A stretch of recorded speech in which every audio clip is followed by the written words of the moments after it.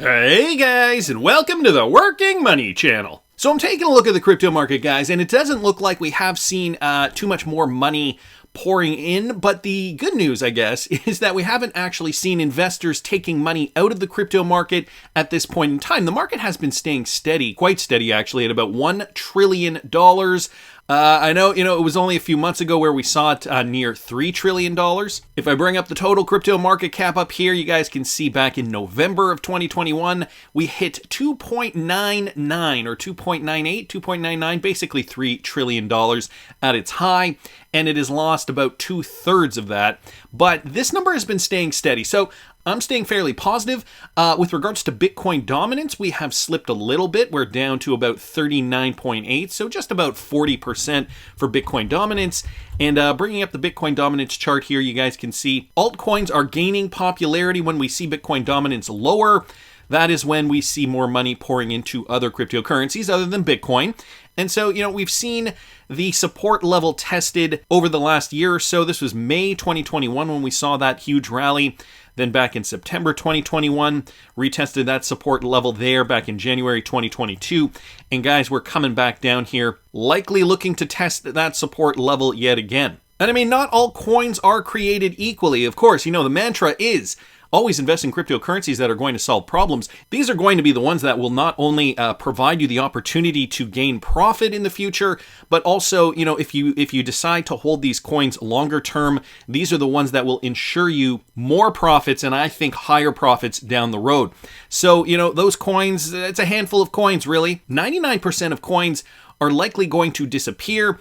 And so, I know it can be enticing and fun to get on the hype train, the FOMO train, the Shiba Inus of the world, or the whatever coin it ends up being as the flavor of the week. But there are only really going to be a handful of cryptocurrencies that ultimately change the world. And you got to give credit to the cryptos that have remained in the top 10 over the last couple of cycles. One being XRP, another one being Cardano. Remember back during the bull run of 2017, for those of you guys who were there, you probably remember Litecoin was in the top spot there. It was number 3, I believe, or number 4. And now Litecoin, I can't even see it. Is it even in the top 50? Here, let's look up Litecoin up here. Litecoin is number 21. Okay, yeah, so it's in the top 50, but now ranked down at number 21. And, there's a lot of positivity surrounding Litecoin at that moment in time, but Litecoin really didn't solve a problem. It's really just a mirror of Bitcoin and really didn't do too much. So now we're seeing it drop down to the 21st position here in the crypto market cap. But other coins, guys, like XRP, even though it has been dethroned from the number 3 spot, still remains in the top 10, and for good reason. I'm going to talk a little bit about the chart in a second and why we should be paying close attention to XRP specifically. First, I'm going to talk a little bit more about this broader concept of crypto and now what educators are actually suggesting with regards to crypto literacy. So this one from Michael Branch, guys. 64% of US blockchain-versed parents want crypto taught in schools.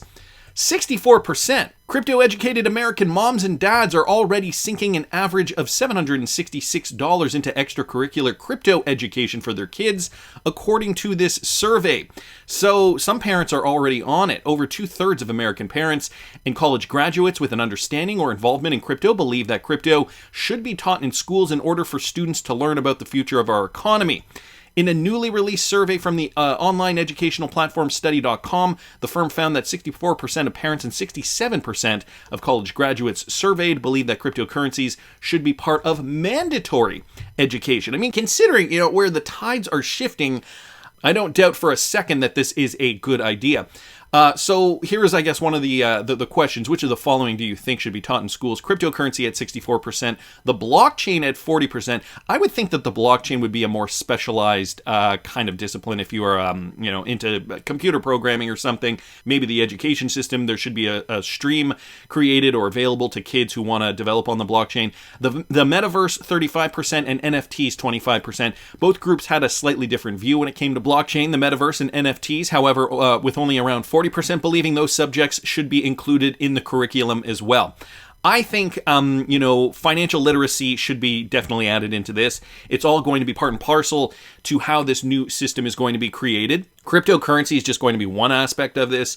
But I mean, even something as simple as hedging against inflation with cryptocurrency, if it's a deflationary asset, well, kids should understand the math behind that. But, this study is just demonstrating how interested parents are now in cryptocurrency. I bet if you were to take this study 4 years ago, not nearly as many parents would have suggested this. But it's a new world, guys, and we're moving into it very, very quickly. So, it's going to be about the cryptocurrencies that we invest in today that are going to be responsible for the futures of tomorrow. Another interesting piece of news here from Michael Branch, okay? This has to do with a class action against the Nexo exchange. U.S. court has partially dismissed a class action against Nexo over its wrongful suspension of XRP. So here's what happened. The judge in this case, Beth Freeman, recently dismissed the class action filed against leading crypto lending platform Nexo Capital by a Ripple XRP holder. Despite dismissing the lawsuit, Judge Freeman ruled that Nexo must face other claims in a fresh suit for wrongly halting support for XRP. And guys, here's why. So according to the report, Judge Freeman struck out the case because Juhan Zhang, the plaintiff, failed to show a class action waiver as contained in Nexo's terms of agreements. Judge Freeman said in the ruling that Zhang did not adequately show that Nexo's provision was ambiguously stated to understand. However, the California District Court judge was generous enough to give the plaintiff leave and amend his claims. Commenting on the development, attorney Ted Normand of Roche Freeman LLP, Zhang's legal representative, he said, "We're happy the court agreed with us on the merits, and we look forward to showing that the case should proceed as a class action." The California District Court judge refused to completely throw out Zhang's claim because of this, okay? Get this. Remember back in I guess it would have been back in early 2021 when after the SEC lawsuit was announced and all these exchanges came out and said, "Oh, okay, we're going to halt XRP now," and everybody was up in arms. Well, apparently Nexo did not give the appropriate notice. The plaintiff alleged that Nexo halting support for XRP without any prior notice is a breach of its contract. He added that the crypto lending platform also went as far as selling Ripple coins Nexo customers used as collateral and kept the profits for itself. So, too risky to trade on our platform. We are delisting it, says Nexo, but we're going to use your coins and sell them and keep the profits for ourselves. The coins that you used as collateral, we're going to keep for profit. So these guys still in court. Again, another reason why you should never, ever, ever keep your cryptocurrency on an exchange for reasons like this. Because even if Nexo does now decide they want to relist XRP, are you going to trust buying XRP from their exchange? Chances are the answer is no. Keep your cryptocurrency safe, guys. A cold wallet storage solution is where I keep my crypto safe. I personally like the Ledger Nano. I have an affiliate link in the description of the video. In every video I do, you can use the link if you want. You do not have to use the link if you do not want to. I just put it there for ease of use.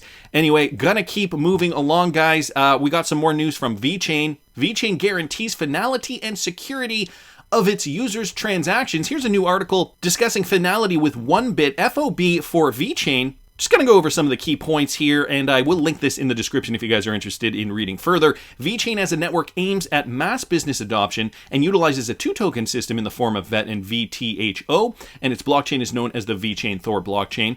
Block finality is a property of the modern blockchain system that provides an absolute security guarantee for blocks that satisfy public conditions. Finality with 1-bit FOB allows the network to run dual modes of consensus, the Nakamoto and Byzantine fault tolerance consensus, at the same time, which gives numerous advantages to the network. You can easily connect to a Vechain node through a utilization of Now Nodes, blockchain as a service provider. And this update, just for transparency, is from nownodes.io. And so what is finality? It gives you guys a rundown on what that is. The role of finality with 1-bit for Vechain. So just demonstrating some of the technicals with regards to this. Again, guys, I will leave this in the description of the video if you are interested. I also read too somewhere on Twitter, I don't have the article up right now, but that Walmart China is actually increasing their utilization of the Vechain blockchain in China particularly. So Walmart, one of the bigger partners for Vechain and has been in Asia. We're seeing more development on the Vechain blockchain. And again, another one of these coins that is looking poised to break out, guys. Like I had mentioned in a former video, we are off the all-time highs by quite a bit. Putting that into perspective here, Vechain's all-time high was up at, 38 cents? Now we're down about 90% off its high. And if you take a look at this chart, you guys can see up here, the VET token does still stand to gain about 972% from today's price of just over 2.5 cents all the way back up to all-time high. So a great opportunity there. We've also got Ripple partner LianLian in the news. LianLian Global, a leading cross-border payment service provider, and London-based Lentech Uncapped have announced a strategic partnership to provide e-commerce entrepreneurs and online merchants in the US and UK with access to fast and flexible financing to grow their business through the LianLian Global platform. So this particular Ripple partner partnering with a company called Uncapped, and this will enable US and UK registered e-commerce companies to secure financing from $100,000 to $10 million without any equity, interest, or personal guarantees in under 48 hours to grow their business by securing inventory, acquiring new customers, or hiring more staff. So a dream scenario for e-commerce companies looking to expand. Here's a quote: "Our partnership with Uncapped is strategically important for LianLian Global. This exciting announcement positions us as the global leading provider of end-to-end cross-border payments and finance services for e-commerce sellers." This coming from Kevin Boland, VP of International Business Development of LianLian Global. "Through LianLian Global, our customers can access the funding they need in Q3 to stock inventory, pay suppliers, and grow their businesses in Q4. So a new and interesting, innovative way now for e-commerce companies to be able to leverage assets and grow their companies through the blockchain. So the head of commercial at Uncapped, here's what he said: "We're delighted to partner with LianLian Global, one of the leading cross-border payment solutions in e-commerce. Uncapped exists to help founders win.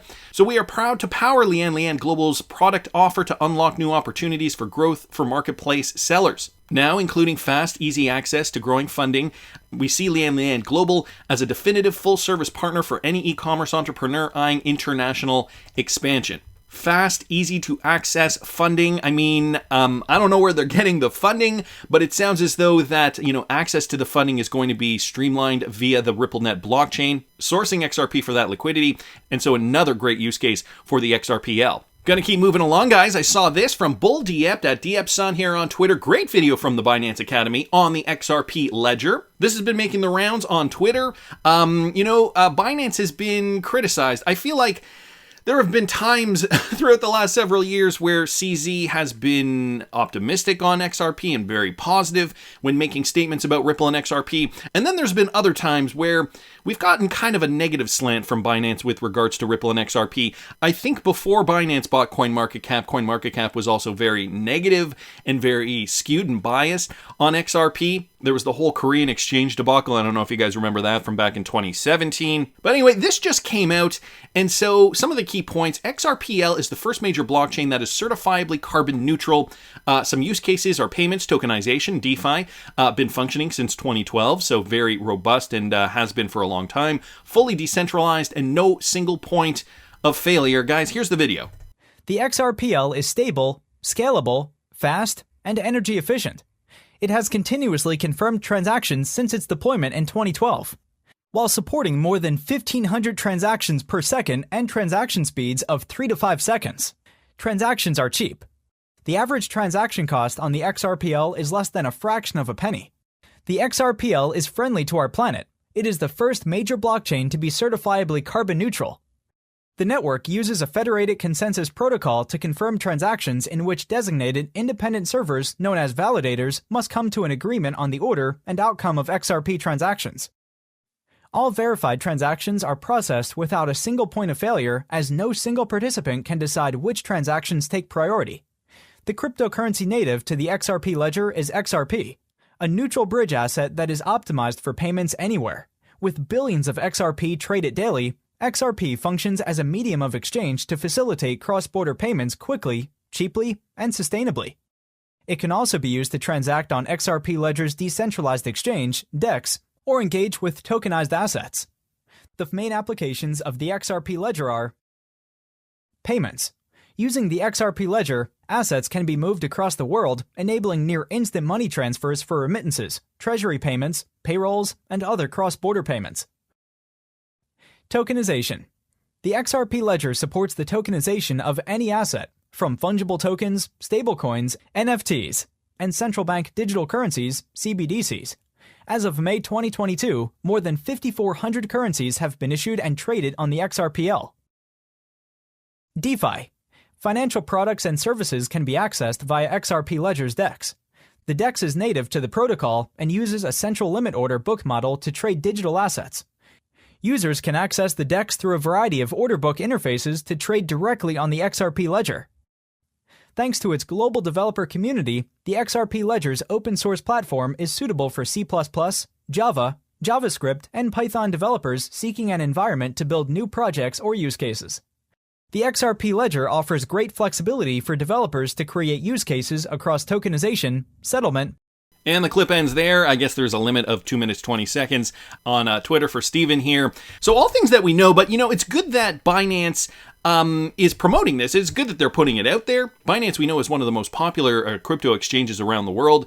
It does have a foothold in many different countries. So for those people who may not be familiar with XRP or the XRPL for that matter, it really does promote all the beneficial use cases for the XRP ledger and helps combat the FUD. I mean, in a lot of cases, we are still seeing XRP FUD out there. So, it really does kind of give a clear picture of what the XRPL is about. And even Matt Hamilton down here saying, wow, I think this is the first accurate, honest, and concise third-party video I've seen of the XRP ledger. So you can tell just from that comment there that, we have seen a lot of FUD in the past. Anyway, wanted to thank Bull Dieppe here just for pointing that out. Another one from Michael Branch, guys.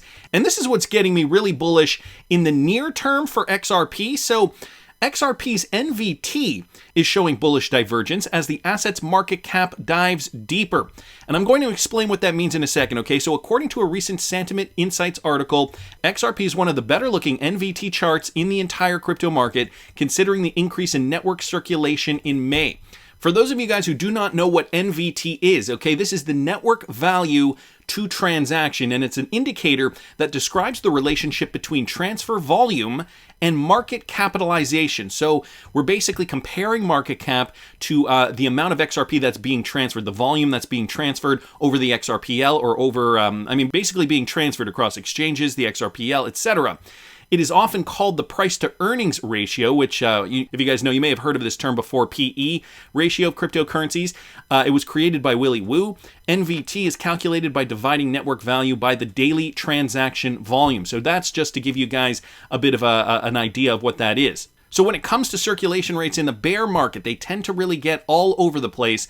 As we've seen since late June, some coins have actually shown some great recovery signs like Ethereum quickly, while others are really lagging behind like ADA. So down here in the Sentiment Insights article, they do break down some of the coins like Bitcoin. Bitcoin's token circulation has fallen considerably in 2022 after a run of 9 straight months of semi-bullish to bullish divergence. In terms of network circulation compared to the market cap, July suddenly turned semi-bearish, and 3 weeks into August, it's now back to being a bearish divergence for the first time since September of 2021. So you can see down here the red is indicating bearish, the yellowish orange is indicating semi-bearish, and we can see over the last few months here we have seen Bitcoin in those colors. Then we got yellow, which is neutral, and then getting into the greener is semi-bullish and more bullish. Going down here for Ethereum. Ethereum has seen some very up and down circulation throughout the past 2 years, really. May 2020 through May 2021 was clearly the number 2 market cap asset's time to grow, and even once it hit some volatility from June 2021 to November 2021, its shaky circulation was still enough to allow it to hit an all-time high, but outside of May and June of this year, which indicated that Ethereum was starting to get a bit oversold, there has been some pretty shaky circulation on the network and a lot of concerning red bars throughout 2022. So you guys can see right now, Ethereum is looking fairly bearish. And there are some other indicators on here. I don't really have time to go over everything on this chart. But let's take a look at XRP, guys. XRP has actually looked to be one of the better NFT charts we see in crypto right now. Circulation suddenly picked up a lot of steam on the network in May. And like most assets, it was pulled down a bit further in June. But August appears as though it's on its way to reveal a bullish or semi-bullish NFT divergence for XRP by the end of the month. And with 4 straight months in the green, this could be promising. So just taking a look at the XRP chart here, you guys can see green equals bullish, and we have seen 4 months in a row where we have seen XRP poised on the chart bullish compared to the NVT ratio. So just to reiterate, this is value by market capitalization divided by transaction value. If the value is too high, the network is considered overvalued compared to the low transaction volume. But guys, there's a lot of volume now on the XRP chart, and value is low, market cap is lower because the price of XRP XRP is lower. And so as the NVT suggests, XRP is currently bullish as the price of the asset took a huge hit, dropping down to 33 cents, which makes the market cap of the asset significantly lower despite the remaining transactional activity. So that is the key. There's still a lot of transactional activity, but the market cap is low. I've got XRP here on the daily, down from its all-time high, about 82%. But activity is brewing, and we've got analysts like Raoul Pal saying, there's a 70% chance, at least in his estimation, 70% chance that the crypto market in general, has reached its bottom. Fact of the matter remains, if you are not accumulating now, you may not have too much more time to accumulate XRP at these prices. That's just my opinion, but I want to hear what you guys think. Please subscribe to the channel if you haven't already. Like the video if you like the content I'm providing. I always love hearing your comments. See you in the next one, guys.